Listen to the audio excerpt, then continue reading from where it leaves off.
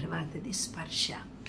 స్పర్శ ఇలా తగలగానే, ఎవరినైనా ఇలా చేయి ముట్టుకోగానే ఒక రకమైన ఆనందము, ఉత్సాహం మనలో కలుగుతుంది. ఎవరైనా బాధలో ఉంటే మనం వెళ్ళి హక్ చేసుకుంటాం కదా, హక్ చేసుకోగానే ఏమవుతుంది, వాళ్ళల్లో ఒక ఆనందం కలుగుతుంది, వాళ్ళకు బాధ పోతుంది. నానే మనిషి నన్ను స్పర్శతో దగ్గరికి తీసుకున్నారు కదా అనిపిస్తుంది. ఈ స్పర్శ అనేది చంటి పిల్లలను ముట్టుకుంటే మనకు ఒక అనుభూతి కలుగుతుంది.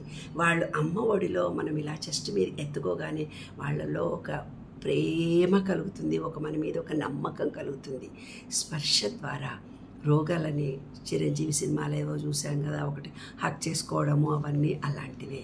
కాబట్టి స్పర్శ అనే దాని గురించే ఈ ప్రేమలో ఆత్మహత్యలు, హత్యలు ఇవన్నీ జరుగుతున్నాయి ఈ స్పర్శ వల్లనే. స్పర్శతో కొంచెం ఆనందం కలగగానే ఇంకా పదే పదే అదే కావాలని మనసు కోరుకుంటుంది. That is wrong. స్పర్శ అనే దాంట్లో ప్రేమ ఉండాలి, త్యాగం ఉండాలి, అంతేకాని అందులో స్వార్థం ఉండకూడదు.